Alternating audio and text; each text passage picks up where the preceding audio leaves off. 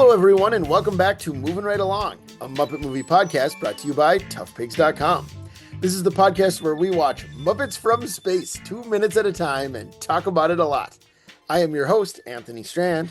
And I'm your other host, Ryan Rowe, and we're not talking about it for very much longer. No, because in these minutes, the closing credits continue kaleidoscoping for a while, and then they become normal closing credits. Yeah, and who's our guest? And we are joined by a very special guest, an old friend, a longtime Tough Pigs staff writer who's been with us for every season, and we are delighted that this one is no exception. Guest, please introduce yourself. Guys, you left me at the gas station. I had to eat so many cheese twiddles. I'm Matthew Soberman, and I am so glad that I was able to just make it into this season. You're Wow. like Sweetums busting through the movie screen.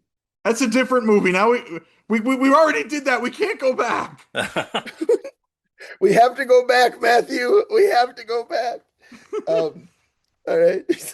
I will say, for the listeners, Matthew, you did say when we were asking, does anybody have any requests from the Tough Pigs team for a scene from Muppets from Space? You said you thought it would be funny to come on for the closing credits. I mean, of course. I mean, the And movie's over. I think it's The hilarious. story's done. Yeah, And, I do think now we it's get hilarious. to talk about possibly the least interesting Muppet credits in any Muppet movie.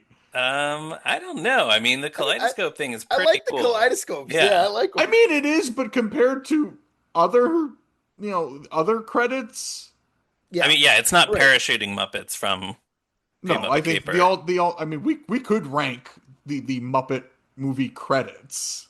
Yeah, I'd have to think about it. What happens Like, I in the think credits of Muppet- Manhattan?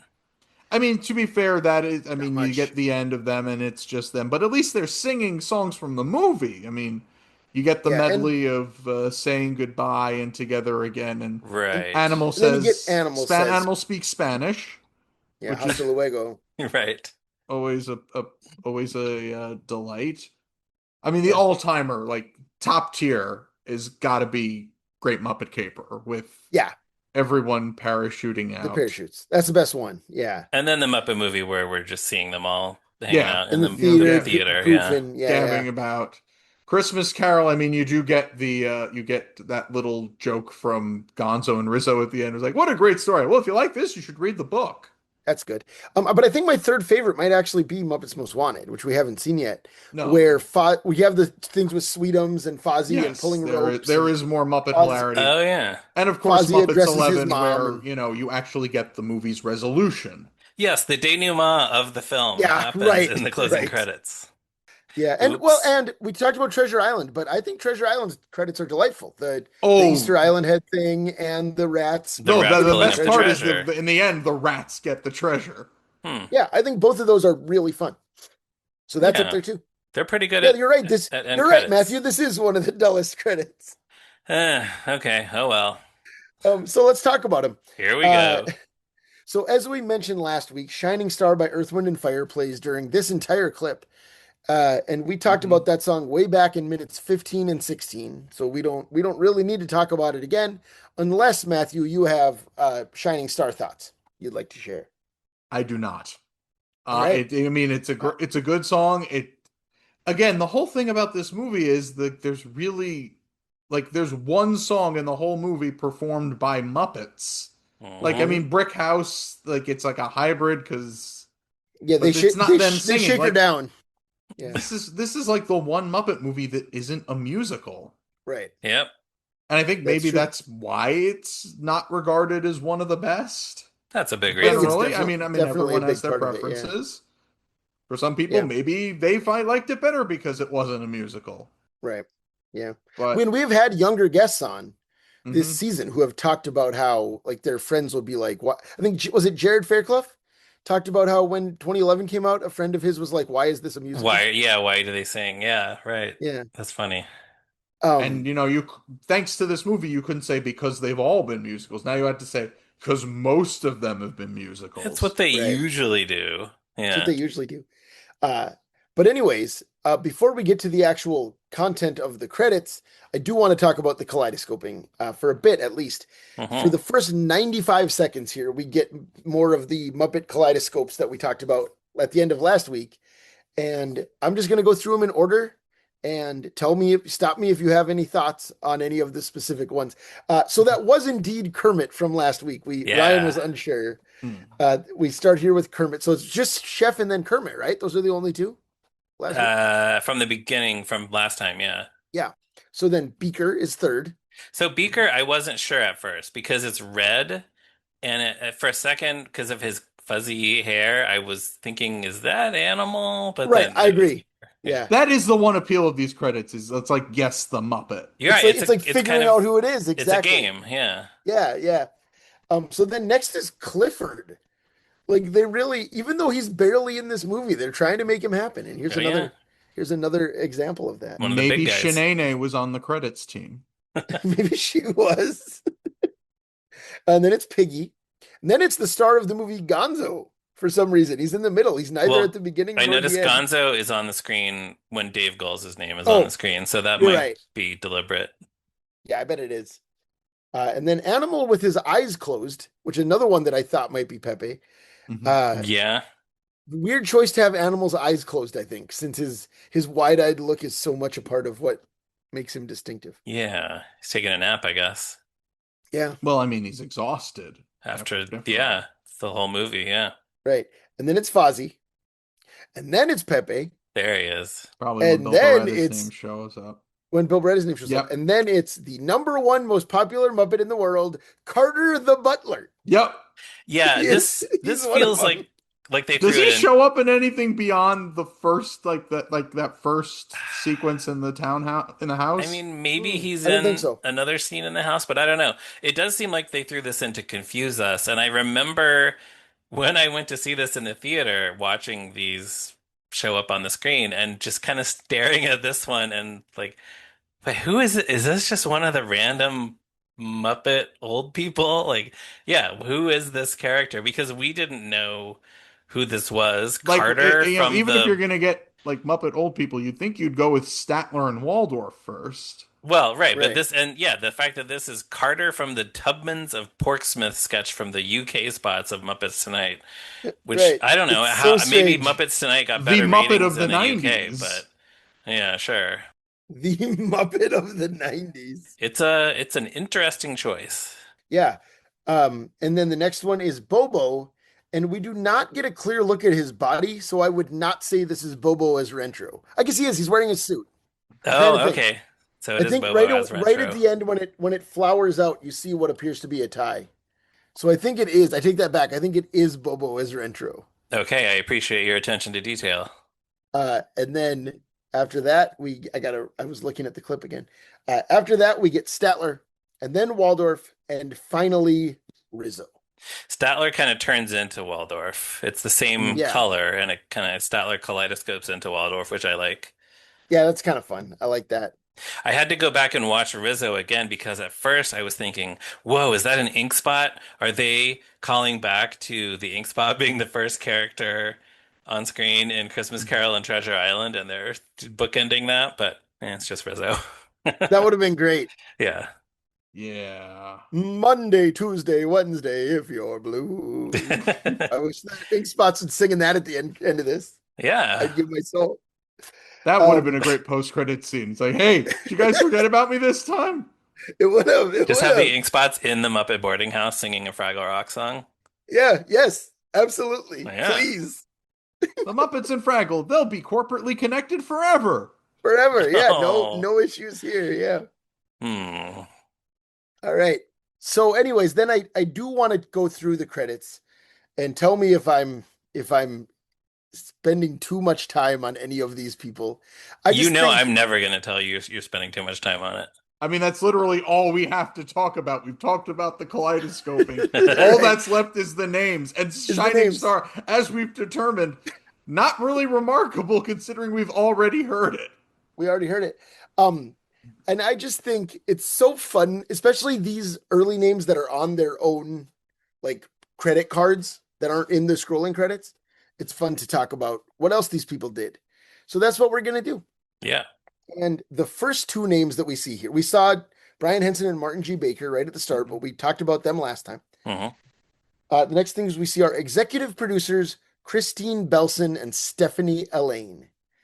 And separately or together, they produced a number of Henson movies around this time. One or both of them produced Buddy, Good Boy, Five Children and It, Muppets Wizard of Oz. So Oh. they were creative executives at Henson.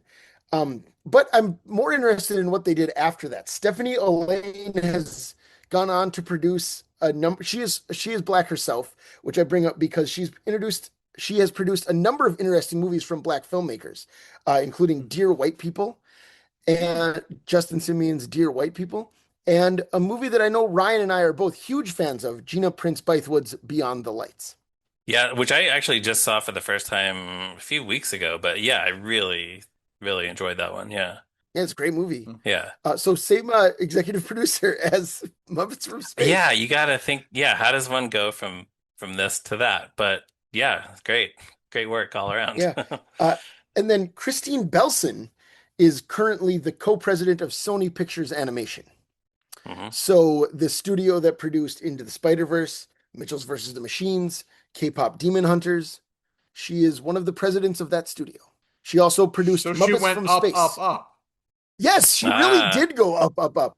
Also, her father is Jerry Belson, who was the showrunner of The Odd Couple and was Oh, Gary Marshall's writing partner on The Dick Van Dyke Show. So, okay. So I don't remember where I found this. She was nominated for an Oscar for producing The Croods. But does this mean that now she has won an Oscar? I don't think she's the credited producer on any of those movies. You mean for Spider-Verse or K-pop? Or I don't K-pop? think she's a credited producer on either of them. She's just the Mm, studio head. okay. Not that she's just the studio head, but But I like, mean, she didn't have a you producer know, credit. Okay. yeah, and she was a producer at DreamWorks in between, I guess, right? Yeah. If Huh. Croods, if she was Wow. producing the Croods, yeah. Hmm. And interesting. And it makes sense. Like this is a family movie. That Oh, feels like yeah, yeah. She a just, less right, went, surprising career path maybe than producing Beyond the right. She Lights. stayed in the same, like, general sort of genre, or, I mean, I guess it's not really a genre, but yeah, you know what I mean. Yeah, just the family It's perceived as a realm. genre. Yeah, realm is a Yeah, good word. yeah, realm. Next credit is director of photography Alan Caso or Caso, Caso. And he's done a few features. He was also the director of photography for Elmo and Grouchland, Oh, yes, that back to right? back. Yeah, the two Wilmington Muppet shoots back to back. yeah. Yeah, and he was the DP for Ed, starring Matt LeBlanc and a chimpanzee that plays baseball. Have you seen that, either of you? I never I I have. have have not. not. It is on my radar. Sounds like we got to watch Is it Ed, on your guys. watch list? Wasn't that We a got to do 20th it. Century Fox movie? That What was might be it? eligible for movie club. Oh, I Now gotta I gotta see. look Now I that gotta up. For the see. two of you, Ed, 1996 film. Oh, it was Universal. oh, Ah, doesn't boo. count. So yeah, as I think we've discussed when Matthew's been on the show for many years now, Matthew and I have had I think about a 7 movie years club now, yeah. about 7 years, where every month we take turns picking a live action movie produced by Disney or currently owned by Disney or available on Disney Plus or Hulu. Like it's kind of kept expanding as the years have passed. Yes, Hmm. we've played fast and loose with the rules. Yeah. At the start, they all had to be like Moon Pilot and In Search of the Yes, and then Castaway all of or those whatever. movies were taken off of Hoopla Right, because because they when were we still on started, Disney Plus, but then they never went to Disney Plus. right, so few of them. And it still bums me. But every once in a while, we'll get to do a Greyfriars Bobby or something. But Yep, mm, Oh, good. the great, thickest great. Scottish accents you've ever heard. Right. I love it. And I mean, whatever. Like, I think it really has strengthened our friendship. Yes, I feel like we've grown much closer because of that. Because we talk at least once a month. and occasionally had some collective trauma. That's true. Million Dollar Duck. Oh God. One of the three movies, and this is a fun fact you can take with you, The Million Dollar Duck, one of the three movies that famed film critic Gene Siskel walked out of. Oh, Absolutely. wow. Okay, well, now you have to tell us the Like other the two. guy whose job it was to watch movies decided, I'll take the hit on this one. It Well, ain't worth it. because we know he walked out of Black Sheep and Oh, okay. Black Sheep, the Farley Spade movie. Right, And yeah. in that review, he mentions the $1 million duck as another time. Like in that episode. And those movies, I mean, I have not seen Million Dollar Duck, but I would It's assume that stupid. it's, Don't save but I would yourself. assume that it is that it is not similar to Black Sheep. Well, no, except that No. they're both really stupid. Right. Or maybe he just dates movies with So, animals in the title. That oh, might be it. Yeah. but we don't know what the other one that he walked out on I is, don't the off the third top of my one. head. Huh, Yeah, I know okay. Black Sheep and $1 million duck. Interesting. Anyways, we should move on. Because Alan Queso did do a lot of TV. He did a few features, like I said, but mostly TV. He has been the director of photography for many episodes of 6 Feet Under, Hawaii Five-O reboot, Hmm. The Rookie. So he's been working in like now for 25 years on Mm. those and many other shows, but those Hmm. are kind of the ones he did a lot of episodes. So good for him. Yeah. Yeah. Good for him for working for Hawaii Five-O and presumably getting to live in Hawaii Must have, for yeah. those years. Yeah. Right. I have no idea where those were shot. That was shot in Hawaii. I'm Oh, it pretty was shot sure. in Yeah. Hawaii. Yeah, it was, and the reason I'm sure of that is because I've seen an interview with Daniel Day Kim Right. where Yeah. he talked about how like it came up right as Lost was ending, Yeah. and he was glad to not move his family away from Hawaii. Yeah. Like he just stayed there.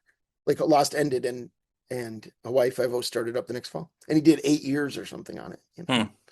So the next credit is production designer Stephen Marsh.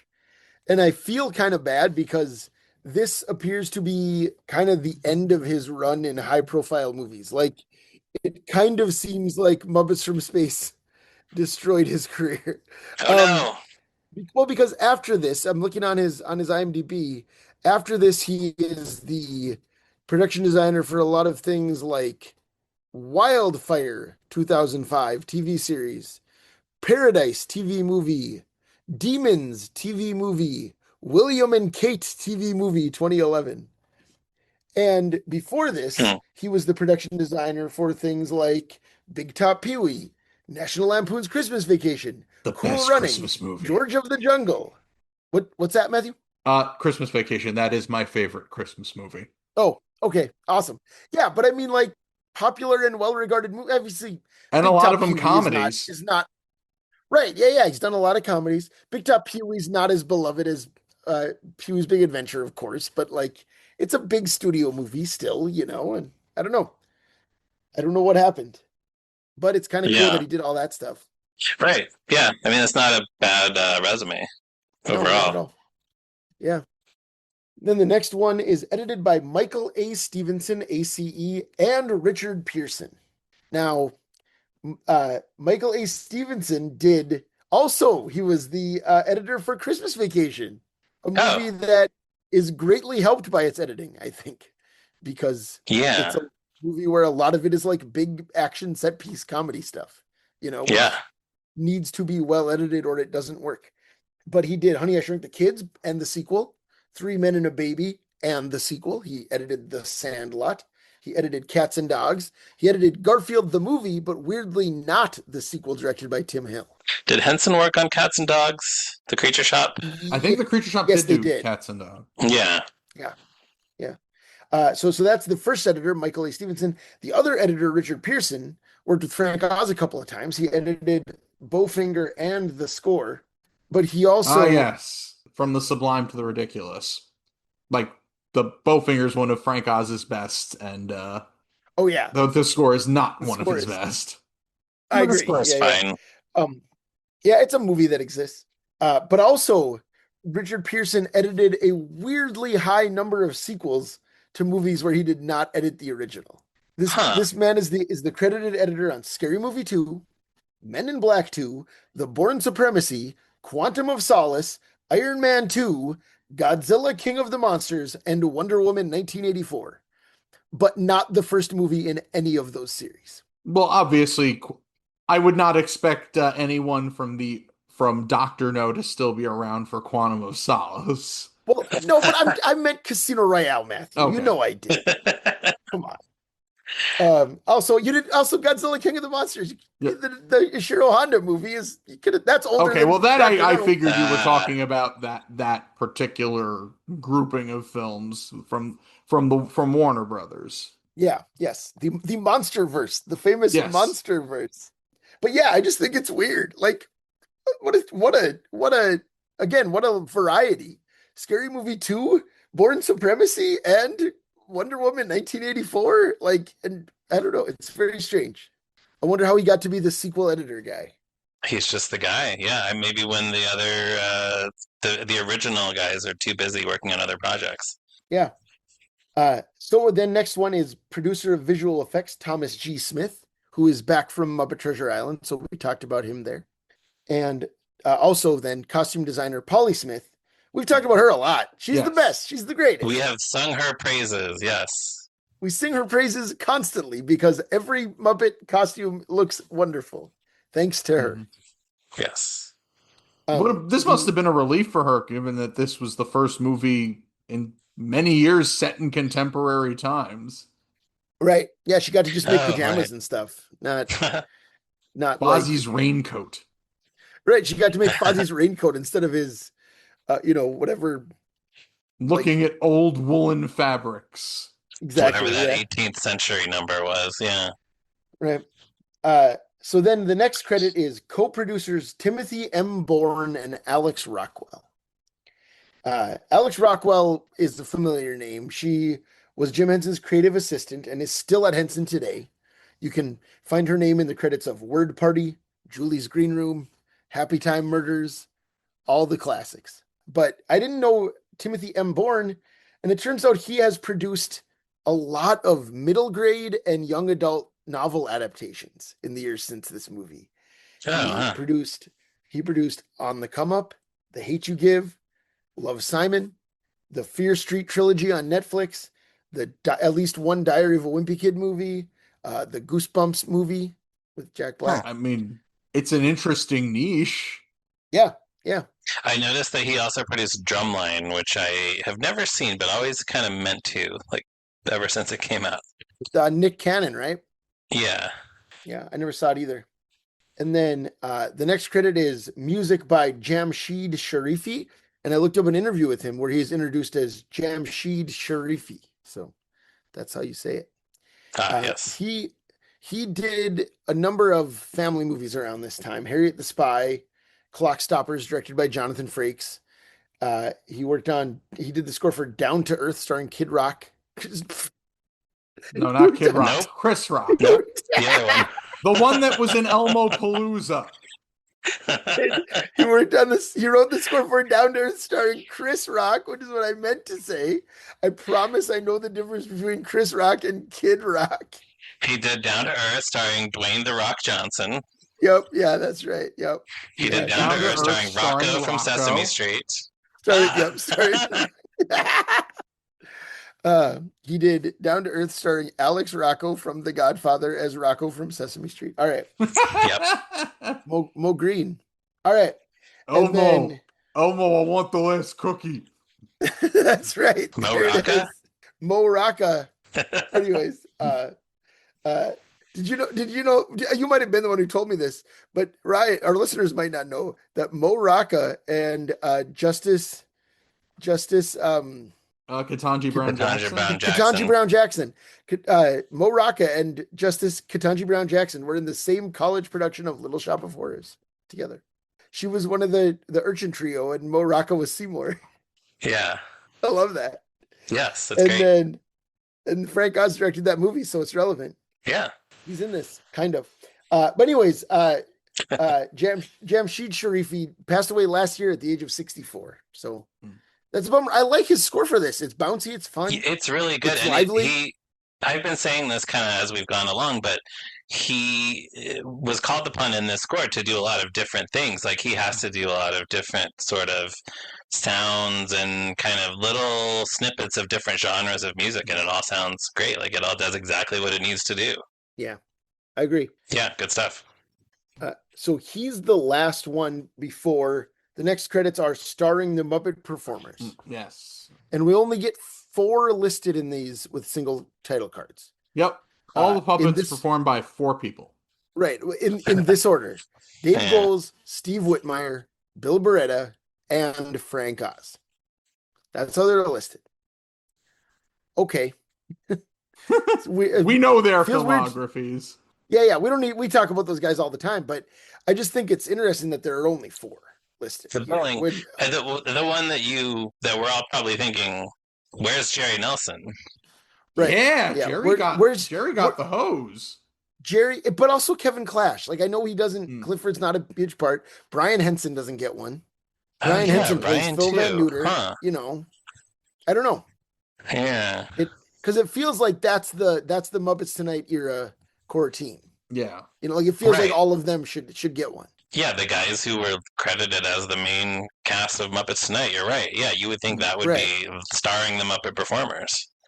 Yeah. Hmm. And we'll see later on in this clip that they are listed, of course, as their characters. But Yeah. but then we also get the next thing is also starring Jeffrey Tambor, and then it's all of the cameo guest stars one at a time in alphabetical order: F. Murray Abraham, David Arquette, Josh Charles, Kathy Griffin, Pat Hingle, Hollywood Hogan, not Hollywood Hulk Hogan, Hollywood, which is how he's addressed in the movie, Ray Liotta, Andy McDowell, Rob Schneider. That's And the I list. thought maybe Andy McDowell would have gotten an and or a with, but I guess she was a little bit past that point in her career. Maybe a couple years before this, she would have gotten an and or a with. I don't know. You'd think she'd show up after Tambor, considering she has a more expanded part compared to the other I mean, celebrity it feels like cameos. she does, but what we've learned in going through this 2 minutes at a time is she really doesn't. She appears on the TV screen early on, and then she shows up very briefly on the beach, and that's it. It feels like she's in the movie more than she actually is. Good point. Yeah, you're right. She basically has one scene where she interacts with the Muppets. Yeah. Right.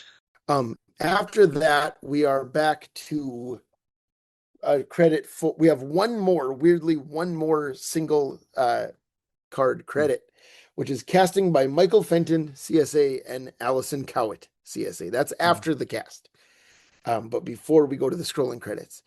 And both of them have had very long and successful careers. Mike Fenton, as he was normally credited, passed away in 2020, but this guy was the casting director on Aliens and Back to the Future. Oh. Like if you look up his IMDb profile, his known for are Aliens, Back to the Future, Blade Runner, and Inner Space. Wow. So sci-fi. The guy knows sci-fi. The guy knows sci-fi. Yeah, that's true. I mean, he also did, looking over his IMDb, he did, a lot of stuff like Radio Flyer and The Freshman with Matthew Broderick and Marlon Brando, which I really like. Total Recall, Arachnophobia. All the 1990 movies. Yeah, right. Indiana Jones and the Last Crusade, The Burbs. So he worked with Dante several times. This was a guy who had like a very long and successful career. But also knew how to blend sci-fi and comedy. Yeah, with Dante, because the Burbs and Inner Space, of course. Yeah. And then Allison Cowett, I don't recognize as many of her. She cast Mrs. Santa Claus, the TV movie starring Angela Lansbury. I just saw a video about that. Oh, really? I haven't watched Mrs. Santa Claus, but someone I follow on Facebook, a comedian, I think Matt McCarthy, literally just records, like, he doesn't just record, I'm sorry. He buys like old VHS tapes that people have taped off TV from estate sales. And one of his recent videos had a commercial for Mrs. Santa Claus, which they said, at the time it was the first musical expressly written for television in over 30 years. So like going back to the 60s. Yeah, well, Jerry Herman wrote that score. Yeah. Of like Hello Dolly fame. Yeah, Hello Dolly and I think Mame, the same creative team. Yeah, Mame and La Caja Full, right? Didn't he write that? Am I misremembering? I think Jerry Herman was involved with that. I don't know about the rest of the team. But he wrote that. Yes, apparently CBS tried to bill Mrs. Santa Claus as a big television event. It's a very fun movie. It really is. It's about Mrs. Claus going to New York City and becoming involved in the suffragette movement. Oh, And wow. Like you I didn't did. know Charles, that was part of it. yeah, Charles Durning plays a grumpy Santa. Again? Yeah, it's one of the Charles Durning Santa roles. Yeah, it's Oh, great. There's wow. a Great. Charles Durning Santa cinematic universe now. There is. Yeah, I think he played him like 5 times or something. We talked. Oh, I didn't talk about this on this podcast. When I was on Advent Calendar House with Becca for Elmo Saves Christmas, we went through all the Charles Durning Santa Claus roles. His karmic repentance for playing Doc Hopper. Right. So go Wow. listen to Also a that one, I literal guess, if you want to Nazi hear in To more. Be or Not to Be. That's true. That just shows his range, though. He could play such a bad guy and such a nice guy. Yeah. Um, but I should say, so Allison Cowett, like I said, I don't recognize as many of her credits, but she did do the casting for, it looks like Muppet Treasure Island, which we guess we mentioned her then, and also Mr. Willoughby's Christmas Tree. The Okay, there you go. the greatest Christmas special ever. Yes, yes. Which I also appeared on Advent Calendar House to cover. So go check that out. So she helped them secure Robert Downey Jr. for that one. Robert Downey Jr., Stockard Channing, Leslie Nielsen. Great. Yeah. But so then after the casting, we go to the scrolling credits where we start with the Muppet performers. And then it does list all 7 of those gentlemen. Dave Goelz as Gonzo, Bunsen Honeydew, Waldorf, and the Birdman. He gets a credit for the Birdman. Yeah. Steve Whitmire as Kermit the Frog, Rizzo the Rat, Beaker, and Cosmic Fish #1. Bill Beretta as Pepe the Prawn, Bobo as Rentro, which is how he's listed in the credits, which I did not remember. That's who he is. Yeah, Bubba the Rat, Johnny Fiamma, and Cosmic Fish #2. And then the 3 that did not get solo cards, Jerry Nelson is listed as Robin Statler Ubergonzo, Brian Henson as Phil Van Neuter, Salmonella, and Kevin Clash as Clifford, if you will. So And Brian Henson does not get credited as the sandwich. Sandwich. No, yeah, you're right. He should. Yeah, that's it. That's weird because that's a bigger. Or Phil big a Van part as Neuter. Sal. No, it's Phil Van Neuter and Salmonella is how he's credited. Yeah, but I would say the sandwich Yeah, is I as big would of a I part would have as thrown the Sal. sandwich in there, especially if you got the Cosmic Fish. They have about the same amount of screen time. Yeah, and Dave Goelz as the Birdman, one of the rats who does basically nothing. Right, yeah. And then we get and Frank Oz, Miss Piggy, Fozzie Bear, Animal, and Sam Eagle. Not Sam the Sam Eagle. the Eagle, yeah. Yes, Sam Eagle is how he's listed in this one. Yeah. And then we start with the human cast, but we've talked about all those people. I don't think there's much to say there. We talked about the ones who do things. Right, you were very good, Anthony, about calling out the actors who were just, not even the celebrity cameos, just the actors who we saw who had 1 or 2 lines. So, yeah, Sure. It's fun. we It's talked fun about for them. me. Yeah. All right. So any other thoughts about these 2 minutes of credits before we move on? Matthew, I'll start with you. Absolutely fascinating. Great. Like, honestly, that you have made the credits to this movie so much better. Well, thank you. Thank you. I try. I hope our listeners enjoyed hearing what the casting directors for this movie did. I mean, yeah, I didn't know that there was a connection between this movie and Back to the Future.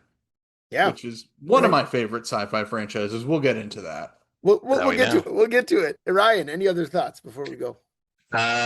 So it's been a long time since I mentioned anything from the DVD commentary, but people may remember that it's sort of Mystery Science Theater style silhouettes of, so it's Tim Hill, and it starts out with Gonzo and Kermit, and the 3 of them are watching the movie. Kermit wanders out of the screening early on, and then Rizzo comes in, and the rest of the movie is mostly Gonzo and Rizzo kind of making observations and joking about the movie, while Tim Hill occasionally contributes. But then in these end credits, Kermit wanders back in after Rizzo leaves. Kermit says that he waited in line at the digital concession stand. Then he accidentally wandered back into the wrong DVD and ended up talking about the Phantom Menace. So that's a pretty good joke to explain why Kermit hasn't been here the whole time. But now Rizzo I want Kermit's commentary on the Phantom Menace. And now, Yeah, thanks to the fact that Kermit and Star Wars are owned by the same company, not impossible. Disney, yeah, get on that. We Yeah. need we need fulfillment. yeah. What does Kermit think about Ben Quadraneros? That's what I want to know. Like he's watching that entire pod race saying, "Yeah, those guys could all fit in with the Muppets." Then he sees Sure. Sebulba Yeah. and is Yeah, a like, lot of them. "Oh, Uncle Deadly had some work done." Great. Great. Love it. Also, Matthew, because knowing that we were going to be mostly just talking about credits and not a lot of things happening, and because I don't have any additional screenplay draft stuff, I sent you my bullet Yes. points from a deleted scene. Yes, So you I did. didn't know if you had any thoughts about the deleted scene in which there's a high stakes ticking clock about at the end of the It draft. feels unnecessary, like at least to the movie that we got. Yeah. Like it maybe I know it had some very different drafts of the screenplay before we got to the final story. It does feel like it takes away from Gonzo really, the whole point of the story is Gonzo realizing that he had family in the Muppets all along, Right. which is kind of What this was the part of the whole journey. what was the deleted scene? Oh, I sent Matthew the my Oh, the notes from same a one you couple talked episodes about ago about the before. Okay. Yeah. Yeah. Yeah. yeah, the race to the when the alien ship is about to blow up because they don't Yeah. have the Right. coolant Right. and the Muppets have to race home to find Right. the mold that is the coolant. So, yeah, I mean, I think our general take was that it would have been nice to have some action in the last part of the movie, but I guess it does kind of interrupt the flow It of. takes away from the point of the whole film. Yeah, I guess Yeah. At that's least that's what I probably thought. one of the reasons they cut it, the other being the budget, probably. But Mm. yeah. So yeah, that's all I got. Yeah, yeah, no, it's just I think Okay. we got the most appropriate ending to a movie about family. Hmm. Yeah. Right. I Yeah, agree. Gonzo and his found Um. family, right? Hmm. Yeah. All right. So, Matthew, we have two questions we've been asking all of our guests this season, and the first one is, what is your history with the film Muppets from Space?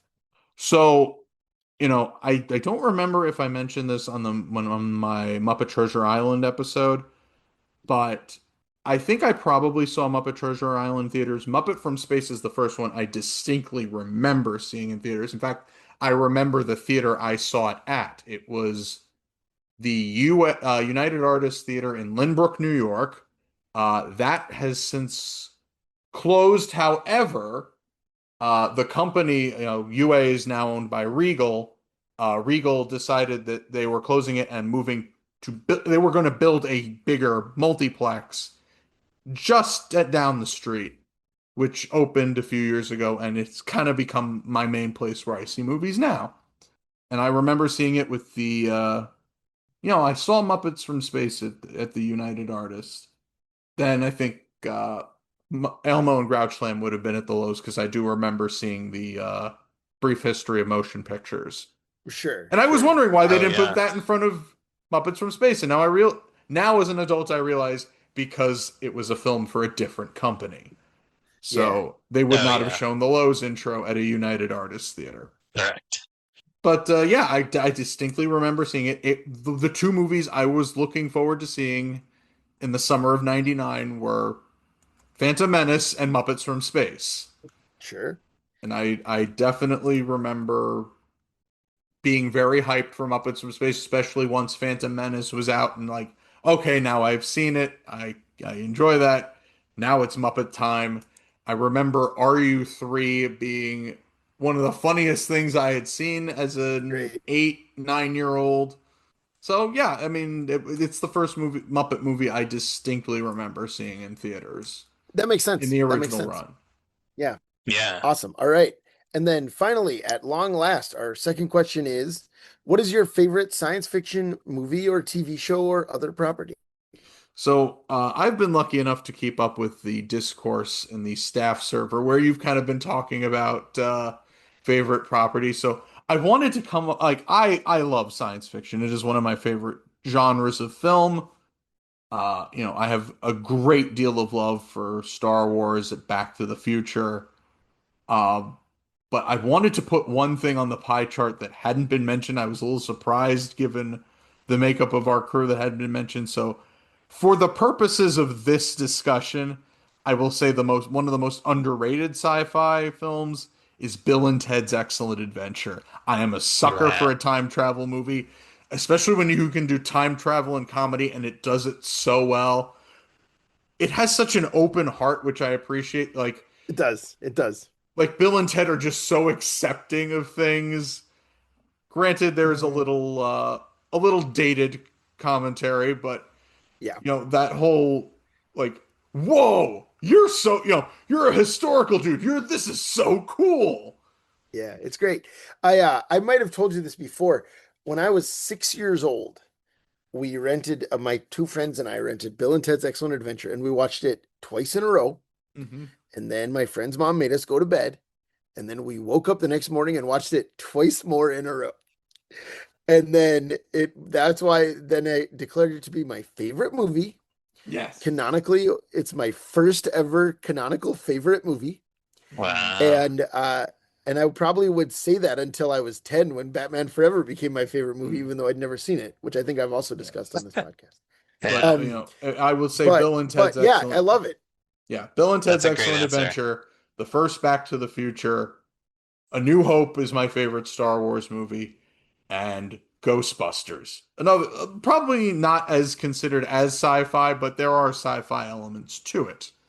Oh, certainly. Yeah, they Hmm. build a trap for ghosts. Um, Yeah, like it's a fun that combination of applying sci-fi to the supernatural. Like it's a Yes. hybrid of both. everything about like proton packs and the trap and the like room where they store ghosts, all of Yes. that feels very sci-fi to me. Yeah. But also like an everyday sci-fi element. Like, they've developed this place to trap ghosts, and the biggest thing is, can we get a permit? Yeah, Right. right. Yeah. Yeah, and if you watch the special features on those DVDs, they talk about how they were kind of taken off guard by how interested the audience was in all of that stuff, which they, I guess, didn't really think about, like how much the audience kind of perked up when it was like, here's how we neutralize the ghost, here's the button we push to open the trap, here's how we Yeah. get the ghost inside the trap. But the audience was like, oh yeah, yeah, yeah, this is what we're like, tell us more about Like this. the techno But babble it's so adds cool. to it. Right, yeah, it's so cool. Yeah. We want to Yeah, see that stuff when we see that movie. for sure. And then, Yeah. yeah, Bill and Ted is fun because they play around with the time travel, like Yes. when they're trying to get out of the jail, and they just say like, Yeah, okay, like, oh let's well, in the future we have to go back and set all this right, stuff up, and you see let's it just happen. yeah, let's just remember to in the future come back here and leave ourselves the key or whatever. And you kind of have to not think about it too much, but yeah, it's It's a just fun, self-fulfilling prophecy. right? Yeah. Yeah. Just yes, Awesome. Good but I choices. love All so right. many science fiction movies. Right. Sure. Right. Of course you do. I knew that about you. And we watched The Black Hole for movie club one Yes, we time. did. We Also, watched The Black sure Hole. did. Ending makes no Uh, sense. you're right. And most of the rest isn't that interesting either. But there's some great visuals. If you put it on and just kind of like go about your day, it's one The of those movies robot, where the you just, robots are worth it. yeah, The robots Maximilian. look And cool now, Maximilian yeah. And Schell losing his damn mind. yeah, right. No, but isn't one of the robots also named Maximilian? Am I Yes. misremembering? Yeah, I thought so. Yeah. Maximilian Schell in the movie too. Anyways, all right, we should stop this. We could do this all night. Uh, but thank you again for joining us, Matthew. Always a delight to have you on the program. Thanks for letting me get in at the buzzer. All right. Yeah, of course. And that is it. You can listeners, you can check us out at toughpigs.com on the internet, Facebook, Blue Sky, Instagram, TikTok. We're all over the place. You can become a patron of ours on Patreon. You can email us at movingrightalong@toughpigs.com to tell us your opinion on Bill and Ted's Bogus Journey, a film we did not have time to discuss today. You can follow I prefer Ryan it. on Or Bill I and know you Ted do. Face the Music. All I three. haven't seen it. I haven't seen That Face was the good Music too. yet. I It's still haven't gotten quite around to good. it. It's quite It is good. quite good. Yes. It has that same open-heartedness, and that I think makes the movie. Sure. Yeah, we get Roz and I talk every once in a while about how like, yeah, we should watch that. And then we just haven't. We should. But when I do, I will certainly let my friends know on Blue Sky, where you can follow me at Durwood Clapper, and I will post about it on Letterboxd, where you can follow me at Zeppo Marxist. You can also follow Ryan on Blue Sky at me Ryan Rowe, and on Letterboxd at Movies Are Neat. And Matthew, where can our listeners find you and your work online? You can find me at toughpigs.com. On Blue Sky, I think you can find me at Matthew Soberman, two T's, in a row. No T's in Soberman. Soberman. No, so Matthew Soberman, on Blue Sky. That's pretty much where I am now. Oh, you can also follow. I just recorded the, in the timeline, I just recorded the Waldo episode of our 70 years, 70 Muppets podcast, and I completely forgot to plug. I am the curator of Muppet Quotes, which is also on Blue Sky. Yes. And the cesspool formerly known as Twitter, which I only use that so that I can schedule posts to copy and paste to Blue Sky. Sure. So you don't have to follow me on X. Please follow me on Blue Sky. Please come to Blue Sky. We love having people. I actually, when you're saying that, I don't think I have ever followed Muppet Quotes on Blue Sky, and I should, and I'm going to do that right now. And now I do. All right. So, and then thank you as well, of course, as always, to Jordan Brandon for composing this season's theme music and Morgan Davy for designing our logo. Thank you to you listeners for giving us a positive review and for telling everyone in the closing credits how much you enjoyed their work in Muppets From Space, and tell them that they should listen to Moving Right Along. We'll be back next week for another one. Goodbye.